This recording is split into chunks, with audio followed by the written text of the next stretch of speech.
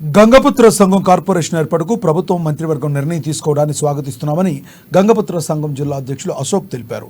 ఇందుకోసం ముఖ్యమంత్రి రేవంత్ రెడ్డికి ప్రత్యేక ధన్యవాదాలు తెలుపుతున్నామన్నారు. స్థానిక గంగపుత్ర శివాలయం వద్ద సీఎం రేవంత్ రెడ్డి, రాష్ట్ర మంత్రులు భట్టి విక్రమార్క, పొన్నం ప్రభాకర్ రెడ్డి ఫ్లెక్సీకి పాలాభిషేకం చేసి తమ సంతోషాన్ని వ్యక్తం చేశారు.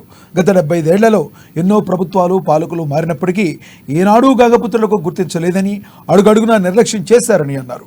కానీ సీఎం రేవంత్ రెడ్డి నాయకత్వంలో కాంగ్రెస్ ప్రభుత్వం కొలువుదీరిన 3 నెలల్లోనే 16 కార్పొరేషన్లకు మంత్రివర్గం ఆమోదం తెలపడం ఎంతో హర్షణీయమన్నారు.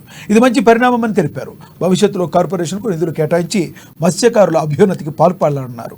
ఉపాధి లభిస్తుందన్న నమ్మకం ఉందన్నారు. ఆ దిశగా చర్యలు తీసుకోవాలన్నారు.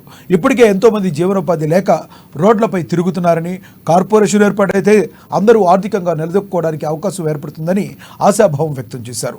జై గంగపుత్ర అంటూ నినాదాలతో హోరెత్తిచ్చారు. మరి గంగపుత్రుల కార్పొరేషన్ ఏర్పాటు చేయడం సంతోషకరమైన విషయమే. గత 75 సంవత్సరాల ప్రభుత్వాలు ఎన్నో ఉన్నటికీ మా గంగపుత్రులని చిన్న చూపు చూడడం జరిగింది.